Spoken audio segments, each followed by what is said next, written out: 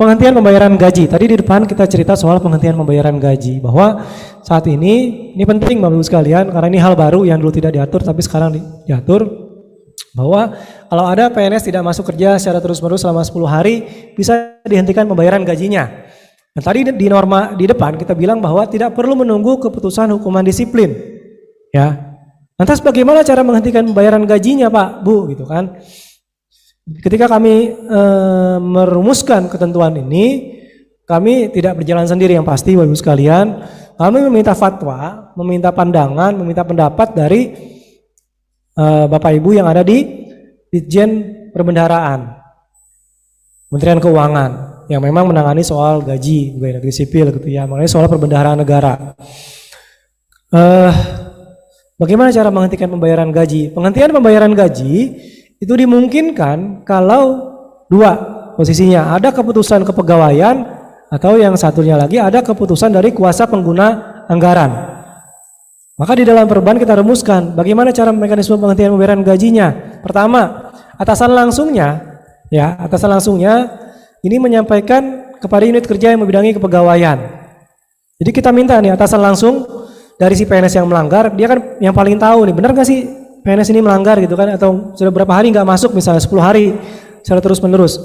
Atasan langsungnya sampaikan kepada unit yang membidangi kepegawaian. Ya. Kenapa kepada unit yang membidangi kepegawaian?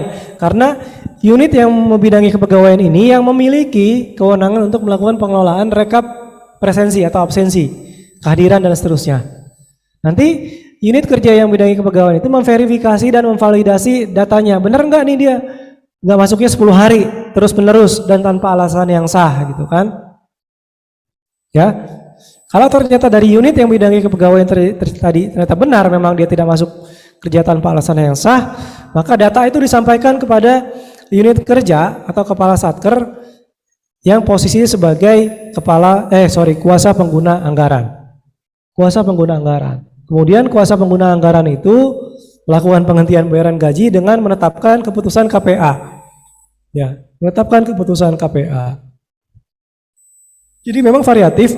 Di kementerian lembaga, KPA itu ada yang kedudukannya ada yang KPA itu diduduki oleh pejabat pimpinan tinggi madya, ada yang diduduki oleh pejabat pimpinan tinggi pratama gitu. Bahkan kalau di Pemda kami dengar juga KPA itu bisa seorang pejabat administrator gitu katanya. Ini tergantung pada kondisi yang ada di masing-masing instansi. Tapi prinsipnya yang kami mau sampaikan adalah saat ini Bapak Ibu sekalian nggak perlu khawatir, nggak perlu ragu untuk kemudian menghentikan pembayaran gaji kepada mereka PNS yang memang tidak masuk kerja tanpa alasan yang sah selama 10 hari terus menerus.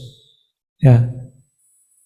Itu terkait dengan mekanisme pembayaran gaji. Jadi sudah kita atur juga, kita berikan pedoman di dalam peraturan BKN nomor 6 tahun 2022.